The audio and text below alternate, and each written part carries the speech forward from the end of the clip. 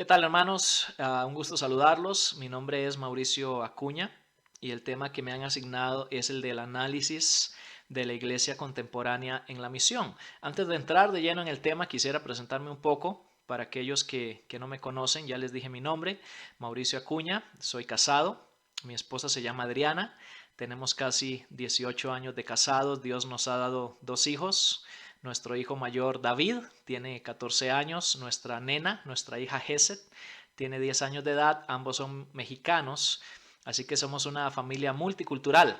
Yo de Costa Rica, el resto de mi familia, todos de México.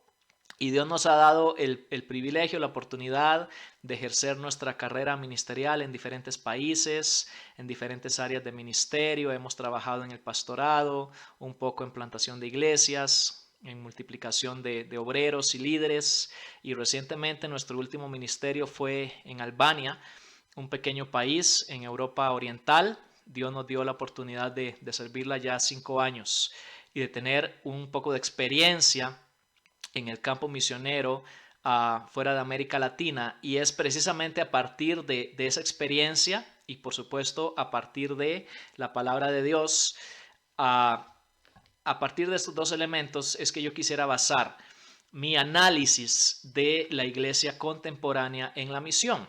Ahora, quisiera basar este análisis en un pasaje del libro de los Hechos, en el capítulo 13, y voy a leer los versículos 1 al 3, los versículos iniciales del libro de los Hechos. Dice así: En la iglesia que estaba en Antioquía había profetas y maestros: Bernabé, Simón llamado Níger, Lucio de Cirene, Manaén, que se había criado con Herodes el tetrarca, y Saulo.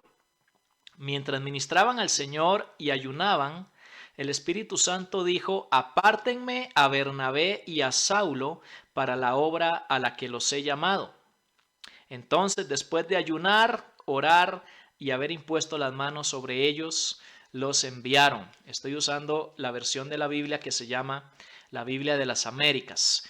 Ahora, a partir de este pasaje, de este modelo de la iglesia de Antioquía, quisiera hablar de 5 características de la iglesia contemporánea en misión. En este primer video quiero hablar de las 3 primeras características, y en el segundo video extenderme un poquito más en las 2 últimas características. Ahora, para aquellos de ustedes que van a participar en esta experiencia misionera de corto plazo, que se llama Lucas 10 en acción, quisiera que utilicen estas 5 características como una forma de evaluar su propio entrenamiento y aquellas cosas que necesitan desarrollar en su vida y en su ministerio para participar en la misión de Dios. Veamos las 3 primeras. A la primera le quisiera llamar el equipo. El equipo. Si hay algo claro en este pasaje que leí en Hechos capítulo 13, es que la misión comienza, se establece y se forma en medio de una dinámica de equipo. El pasaje menciona 5 miembros en un equipo que es completamente diverso. Se dice que en ese equipo estaba Bernabé, Simón, que se llamaba Níger, la palabra significa negro, era su apellido, su sobrenombre; Lucio de Cirene, una región al norte de África; Manaén, que se había criado junto con Herodes el tetrarca. Este Herodes llegó a ser gobernante de la región de Judea, lo que quiere decir que Manaén provenía de una clase social elevada, de la aristocracia, porque se crió junto con este que llegó a ser el gobernador de Judea. Y finalmente menciona a Saulo, que más adelante es muy famoso, conocido como el apóstol Pablo. Entonces, la misión despega en medio de un ambiente, de un contexto de equipo, y no cualquier clase de equipo, es un equipo diverso. La diversidad caracteriza a este equipo en por lo menos 3 áreas. Hay diversidad cultural. Tenemos personas de por lo menos 4 nacionalidades diferentes. La mayoría son judíos, pero hay también 2 que provienen del norte de África, tanto Simón como Lucio. Los datos que menciona Lucas ahí nos indican que ellos eran provenientes de países del norte de África. Y Saulo, como ustedes recordarán, él se crió en la provincia de Tarso. aunque culturalmente él era judío, también tenía influencias de esa provincia romana donde él se crió. Así que es un equipo diverso en el aspecto cultural, es un equipo diverso en el área socioeconómica. Varios de ellos provenían de clases sociales elevadas. Ya hablamos un poquito de Manaén, que provenía de la aristocracia. También sabemos de Saulo, que era un hombre que tal vez no provenía de una familia muy adinerada, pero sus papás le habían enseñado un oficio, habían logrado comprar para él la ciudadanía romana. Eso lo veremos más adelante en el libro de los Hechos. Y estas cualidades nos hacen ver que Pablo venía de un estrato económico, podemos llamarle medio alto. Lo mismo posiblemente era realidad en el caso de Bernabé, que al inicio del libro de los Hechos se le ve donando algunas propiedades, trayéndolas a los apóstoles para que las vendieran, repartieran el dinero. Quiere decir que posiblemente era una persona de un estrato social medio alto. Es un equipo diverso en lo cultural, en lo socioeconómico y también en lo ministerial. Porque al inicio del pasaje se menciona que había en medio de ese equipo tanto profetas como maestros. No se dice quiénes eran profetas y quiénes eran maestros, pero sí podemos ver ahí una diversidad ministerial en el equipo. Un equipo diverso en lo cultural, en lo socioeconómico, en lo ministerial, pero a la vez vemos la unidad que hay en medio de esa diversidad. Hay unidad ministerial porque ahí están los profetas y los maestros ministrándose unos a otros. Hay unidad espiritual, ellos están buscando juntos de Dios. Y hay unidad misionera porque la misión la van a emprender como equipo. Únicamente Saulo y Bernabé van a ser los enviados, los que vayan al campo, pero desde el inicio toda la misión arranca a través de la unidad de este equipo. Y así debe ser en todos los equipos misioneros y ministeriales. Debe haber diversidad, pero debe haber unidad en medio de esa diversidad. Ahora bien, esta es una de las características más reconocibles de la iglesia contemporánea en la misión. La misión en el siglo XXI es una misión en equipo. Ya pasó el tiempo en que los misioneros iban al campo casi que como llaneros solitarios, ellos y sus familias, a hacer el trabajo por ellos mismos. Es una misión en equipo. Y si tú y yo queremos participar en este momento en la misión de Dios en el mundo, tenemos que aprender a trabajar en equipo y tenemos que aprender las dinámicas de la diversidad y de la unidad en medio del equipo misionero o del equipo ministerial. Ahora, lo interesante es, para aquellos de ustedes que tal vez no conocen de primera mano la historia de Ve Nuevas, la organización que trabaja en el Círculo del Silencio, desde el inicio mismo, Ve Nuevas nació en el contexto de un equipo y en el contexto de la diversidad y la unidad dentro de ese equipo. Tal vez algunos de ustedes no sabían, pero a mi esposa y a mí Dios nos dio el privilegio de ser parte del equipo que originó, que inició Ve Nuevas. Y en ese tiempo éramos 4 personas. Había 2 americanos, había un muchacho de Guatemala, René Corado, y su servidor, yo de Costa Rica. Interesantemente no había mexicanos, tal vez excepto mi esposa, que sin ser parte del equipo original fundador, ella estaba ahí involucrada.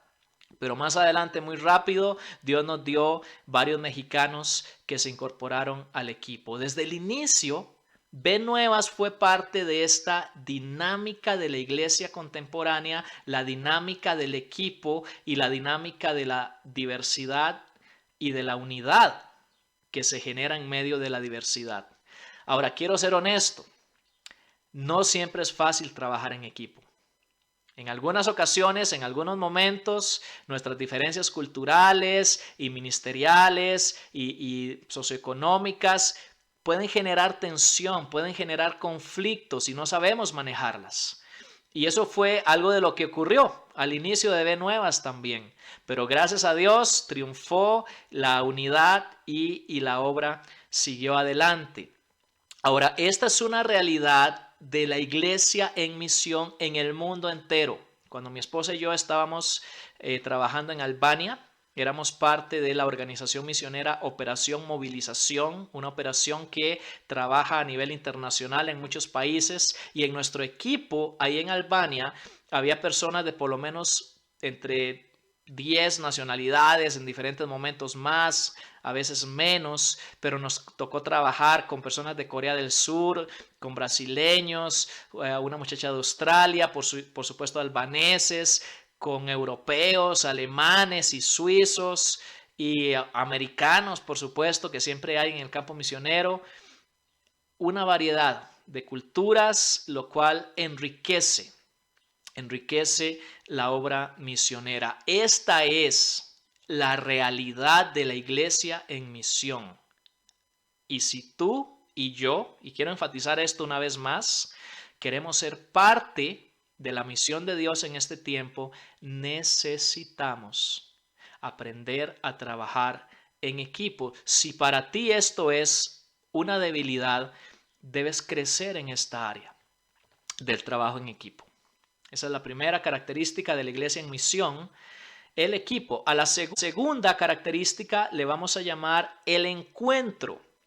¿Y a qué me refiero con esto? El encuentro con Dios, la búsqueda de Dios. Los versículos 2 y 3 del pasaje en el que nos estamos basando en el libro de los Hechos, dice que ese equipo estaba buscando de Dios en unidad, en al menos tres maneras. Ellos estaban adorando a Dios. Eso es lo que significa la palabra ministraban.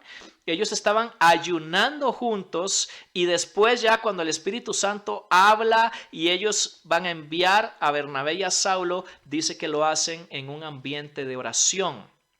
Ese encuentro con Dios, esa búsqueda de Dios a través de la adoración, a través del ayuno y a través de la oración, es importante en la dinámica de la misión de Dios en el mundo, y es una de las características más importantes de una iglesia en misión y de cualquier persona que quiera participar en la misión de Dios en nuestro tiempo.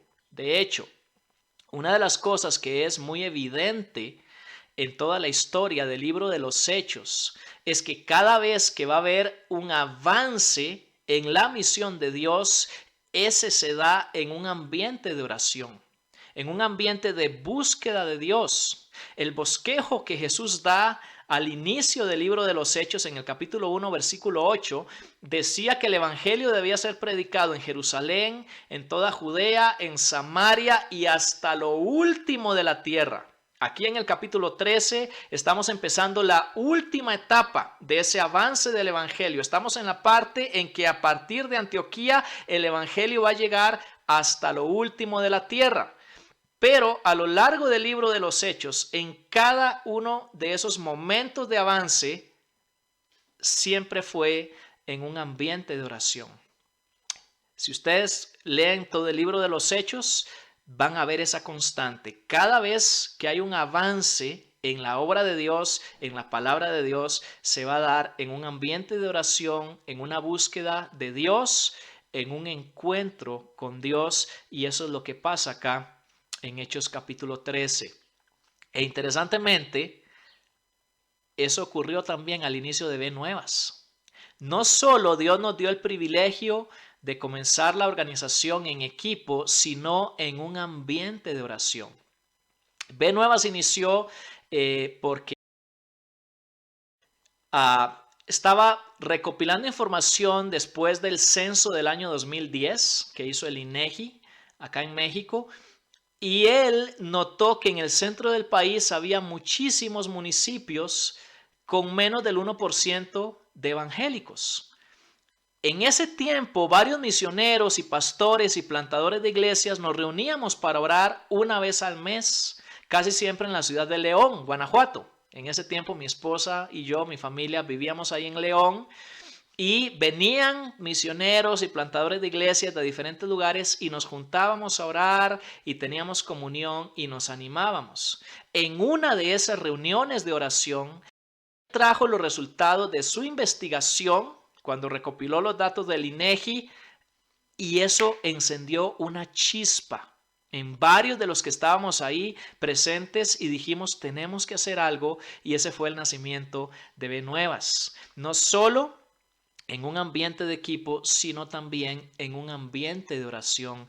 Y gracias a Dios es una de las cosas que ha caracterizado a la organización desde el inicio y hasta el día de hoy. Poco después comenzamos una reunión semanal de oración por Skype que se ha mantenido hasta el día de hoy. Después de 9 años, todavía esa reunión se mantiene porque el encuentro, la búsqueda de Dios es la forma en que se realiza la misión.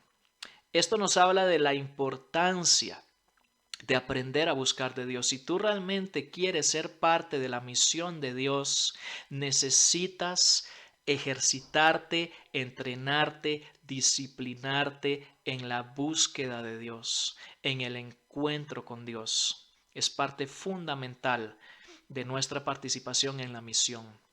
Así que hemos hablado del equipo, hemos hablado del encuentro con Dios, y a esta tercera característica de la iglesia en misión le quiero llamar el envío. Porque ahí en el libro de los Hechos capítulo 13 vemos que después de que en medio de esa reunión de adoración el Espíritu Santo dice: apártenme a Bernabé y a Saulo para la obra a la que los he llamado, todo el equipo que está ahí ayunando, orando, impone las manos sobre ellos y los envía. Ese es entonces el inicio de la misión hasta lo último de la tierra.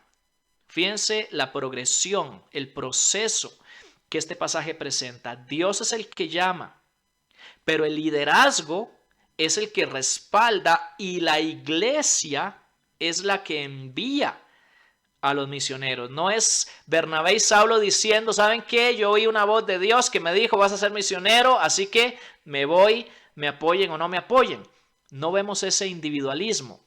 Vemos a Dios llamando, pero a la iglesia enviando. Y eso es parte de la iglesia en misión en el mundo entero. Fue parte también del inicio de Benuevas, porque una vez que estaba el equipo, una vez que estaba el ambiente de oración, Dios comenzó a llamar, a levantar personas interesadas, pero desde el inicio fue claro para nosotros que estas personas debían ser respaldadas, comisionadas y enviadas por su iglesia local.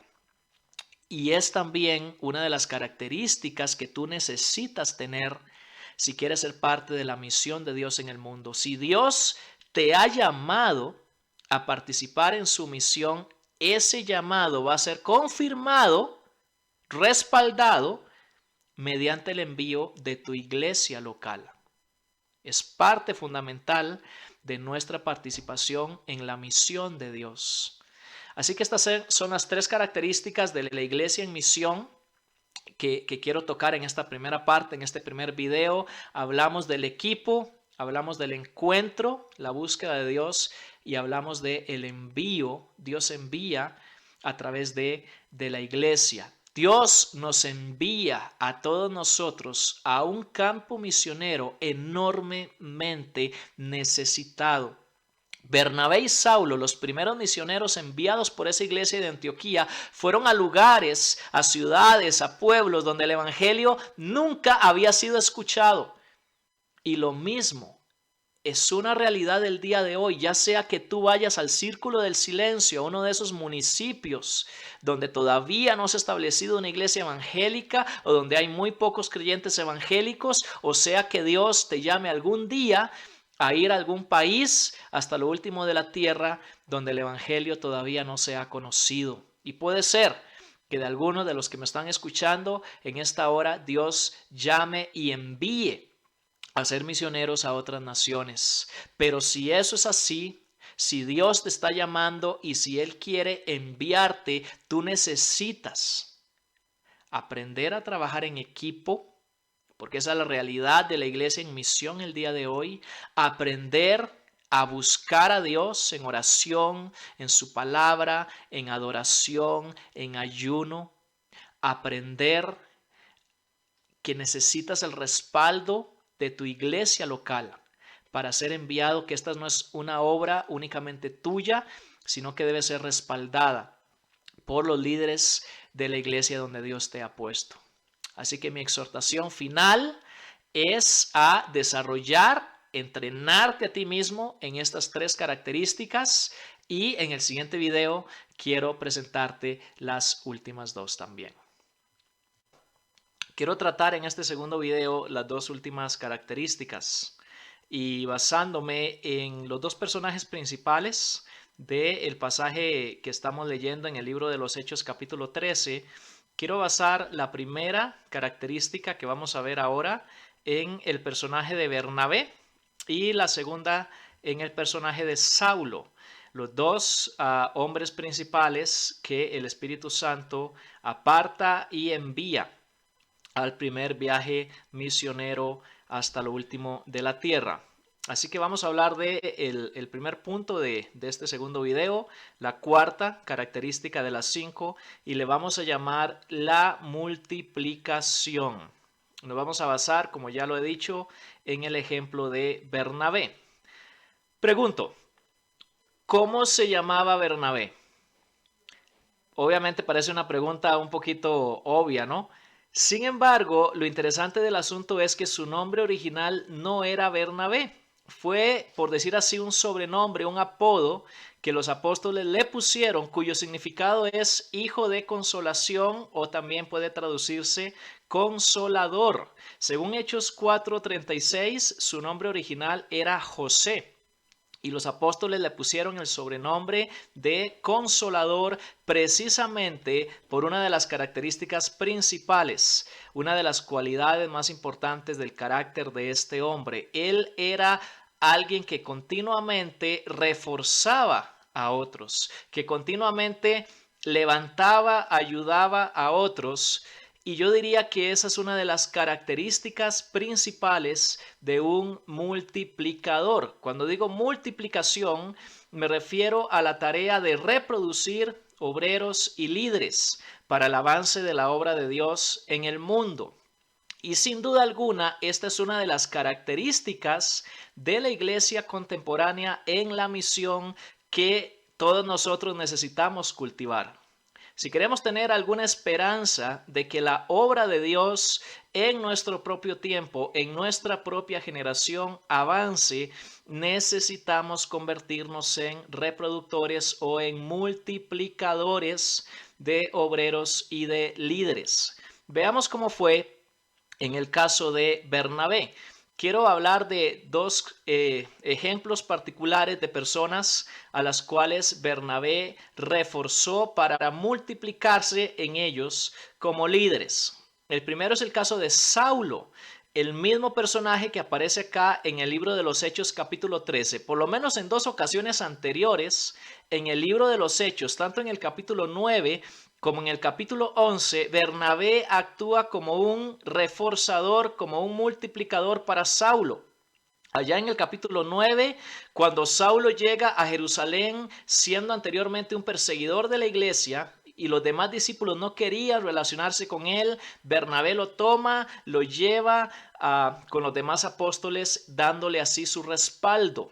Y más adelante en el capítulo 11, ya en esta iglesia de la que habla el capítulo 13, la iglesia de Antioquía, viendo la necesidad de un mayor y mejor liderazgo, dice el pasaje que Bernabé va hasta Tarso a buscar a Saulo, traerlo y hacerlo parte del equipo de liderazgo de esa que va a convertirse en la primera iglesia enviadora de misioneros hasta lo último de la tierra. Y el segundo ejemplo que quiero mencionar en cuanto a Bernabé como multiplicador es el de un personaje que tenemos que introducir en este momento de la historia. Volviendo un poquito al capítulo 13 y los versículos 4 y 5, en esta ocasión, cuando Bernabé y Saulo comienzan su primer viaje misionero, dice el pasaje: ellos pues, enviados por el Espíritu Santo, descendieron a Seleucia y de allí se embarcaron para Chipre. Llegaron a Salamina, proclamaban la palabra de Dios en las sinagogas de los judíos, y esta es la parte que más me interesa recalcar, y tenían también a Juan de ayudante. Este es un personaje nuevo en la historia no se ha mencionado hasta ahora en esta parte de la historia, pero sí lo habíamos visto en otras secciones del libro de los Hechos. Se trata de Juan Marcos, quien según Colosenses 4:10 era un familiar cercano de Bernabé, posiblemente su primo o su sobrino. Y quiero imaginar que por iniciativa de Bernabé, él toma a Juan Marcos y lo hace parte de este equipo misionero. Le da el privilegio a ese joven obrero en formación de ser parte del primer equipo misionero para la obra transcultural. Lamentablemente, no le duró mucho tiempo a Juan Marcos su participación en este equipo, porque ahí mismo en el capítulo 13, versículo 13 también, dice el pasaje que casi desde el mismo inicio de la misión, Juan Marcos desertó, abandonó la misión y regresó a su tierra natal.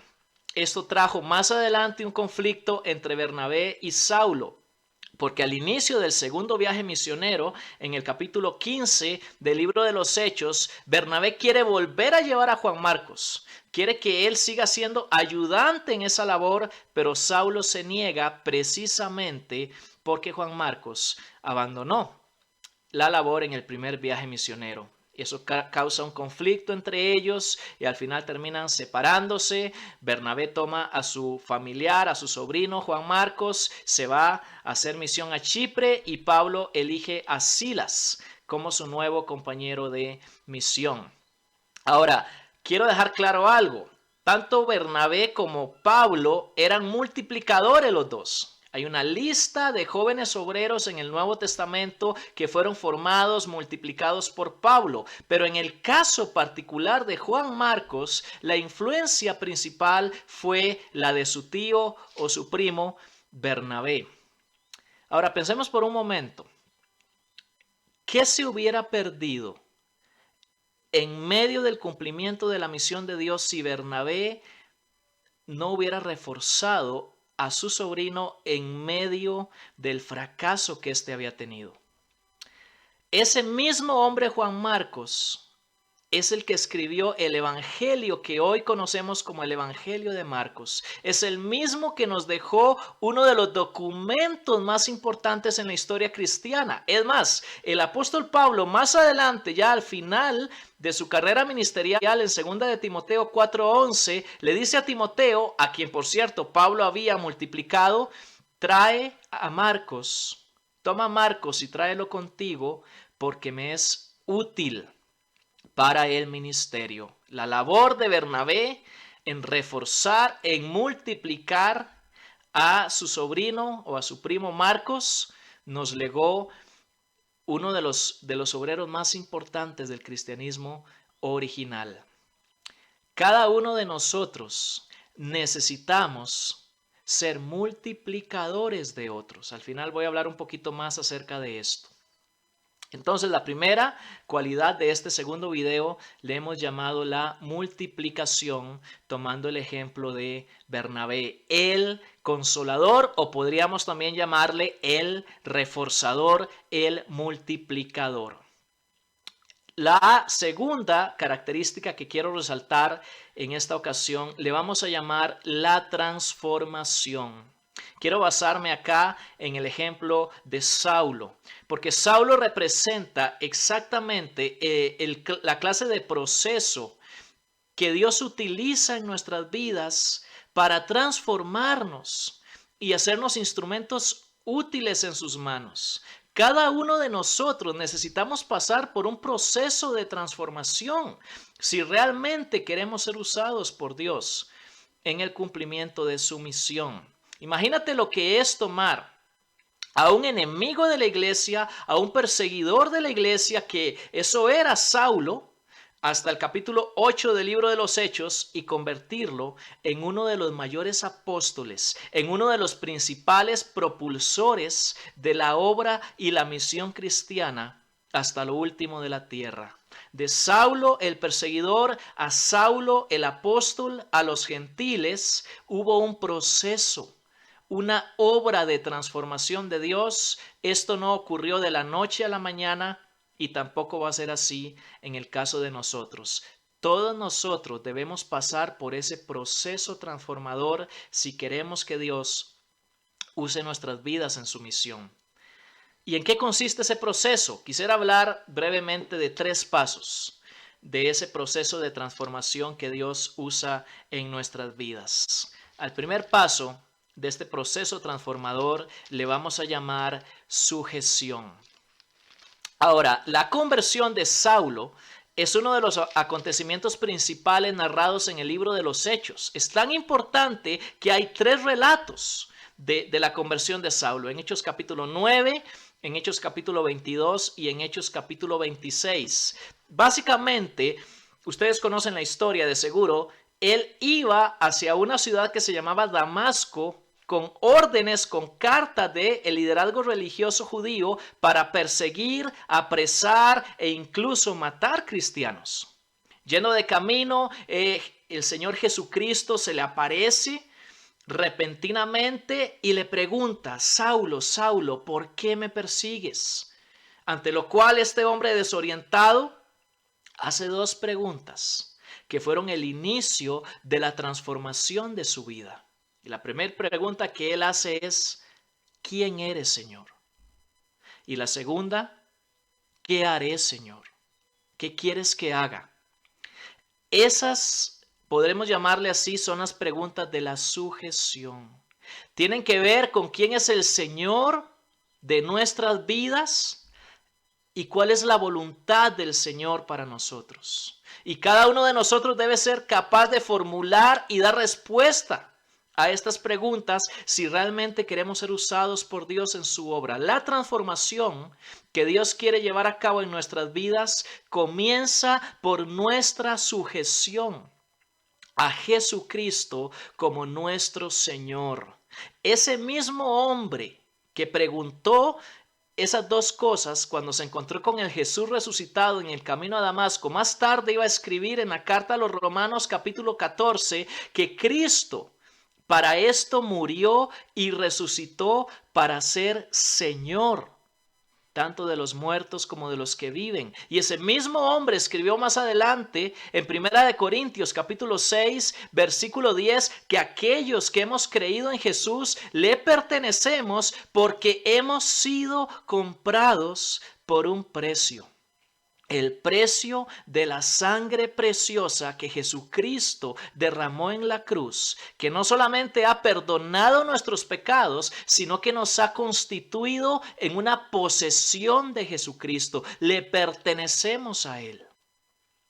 Y es cuando entendemos precisamente eso, que Jesucristo pagó un precio por nosotros, que nuestras vidas ahora le pertenecen y que Él es nuestro Señor.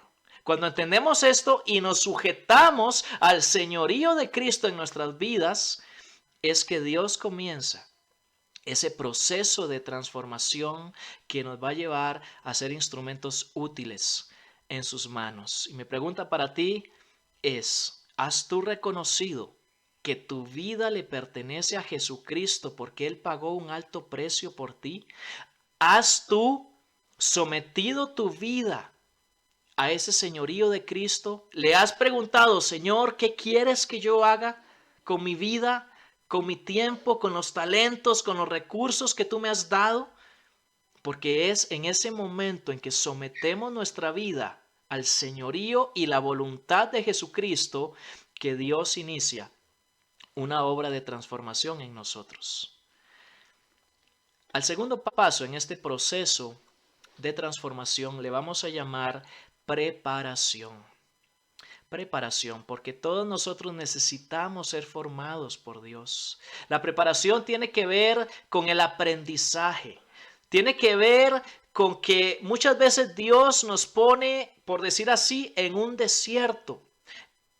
En un punto, en un momento en nuestras vidas en que no estamos directamente involucrados en el ministerio, sino que estamos aprendiendo las cosas que más adelante nos van a servir en el cumplimiento de nuestra misión. Y eso pasó precisamente con Saulo. Antes de que él llegara a ser el gran apóstol Pablo, según Hechos capítulo 9, Versículo 30, y según Gálatas capítulo 1, él tuvo que ser apartado de la misión, tuvo que retirarse un tiempo al desierto de Arabia, a su ciudad natal de Tarso, para ser formado, para ser preparado, para aprender aquellas cosas que más adelante Dios iba a usar en el cumplimiento de la misión. Todos nosotros necesitamos ese periodo de preparación. Es parte de la transformación que Dios lleva a cabo en nuestras vidas para luego usarnos en su misión. Primero viene la sujeción, poner mi vida bajo el señorío y la voluntad de Jesucristo, pero luego Dios me pone, por decir así, en el congelador, me mete en un tiempo de preparación, donde lo que necesito es aprender para más tarde ser usado en la misión de Dios. Y al tercer paso, en este proceso de transformación, le vamos a llamar purificación. Porque cada uno de nosotros tiene áreas de pecado en nuestras vidas, en las que necesitamos ser purificados por Dios. Cada uno de nosotros tiene áreas de enfermedad en nuestros corazones de las que necesitamos ser sanados por Dios. Y cuando digo enfermedad, me refiero a cuestiones no solo físicas, asuntos emocionales, psicológicos, relacionales e incluso espirituales, en los cuales necesitamos una obra de sanidad de Dios. ¿Se acuerdan de Juan Marcos? ¿Se acuerdan de cómo en su primera experiencia misionera él fracasó? Seguramente eso era parte de ese proceso de transformación y de esa etapa de purificación que Dios estaba llevando a cabo en su vida. Yo no sé exactamente de qué estaba Dios purificando a Juan Marcos a través de esa experiencia de fracaso, pero sin duda Dios estaba haciendo algo en él para llegar a formarlo como el escritor del Evangelio de Marcos y como un hombre que, según Pablo, era útil más adelante en el ministerio. Cada uno de nosotros necesitamos pasar por ese proceso de transformación si queremos ser usados por Dios en el cumplimiento de su misión. Necesitamos esa sujeción a Jesucristo, esa preparación para la misión y esa purificación que muchas veces tiene que ver con fracasos, tiene que ver con fallos, tiene que ver con debilidades, pero Dios está purificando y sanando nuestras vidas porque Él quiere usarnos. Yo he estado ahí, he pasado por ese proceso, es difícil, es doloroso, no es bonito, pero es sumamente útil. Y estoy seguro que Dios quiere también purificar tu vida porque Él quiere usarte para su gloria en el cumplimiento de su misión. Así que en este segundo video, completando las 5 características de la iglesia en misión, hemos hablado de la multiplicación y hemos hablado de la transformación, el proceso en el cual Dios nos coloca a cada uno de nosotros para prepararnos para su obra. Hay un elemento en común en estos dos aspectos de la multiplicación y la transformación. Y es un elemento que le voy a llamar el mentoreo. En ambos aspectos, Dios usa personas, tanto para formar nuestras vidas como para purificar nuestras vidas y para enseñarnos, y a veces, como lo que pasó con Bernabé y su sobrino Juan Marcos, para respaldar nuestras vidas, para reforzarnos, para levantarnos cuando hemos caído y ayudarnos a seguir adelante. Así que quiero terminar con algunas preguntas de aplicación en dos frentes. Primero quiero hablar a aquellos de nosotros que tenemos un poco más de conocimiento, un poco más de experiencia, un poco más de camino en la misión de Dios. Y aquí la pregunta es, ¿quiénes son tus Juan Marcos? ¿Quiénes son aquellos hombres jóvenes o mujeres jóvenes en quienes tú te estás multiplicando? Esto es una prioridad, pienso yo, para el avance de la misión de Dios en el mundo. Y mi segunda área de aplicación tiene que ver con los más jóvenes, aquellos que están empezando en la misión de Dios. Y aquí la pregunta es, ¿quiénes son tus Bernabé? ¿Quiénes son esas personas que Dios está usando en tu vida para formarte, para capacitarte, para respaldarte? Porque cada uno de nosotros necesita ese tipo de personas. Necesitamos tanto un Bernabé o varios Bernabé y Juan Marcos también en nuestras vidas y en nuestro ministerio. Así que quiero cerrar este tiempo animándonos a cada uno de nosotros a buscar esas personas, tanto aquellos en quienes multiplicarnos, como aquellos que puedan traer esa multiplicación, esa formación a nuestras vidas. Que el Señor les bendiga a todos ustedes.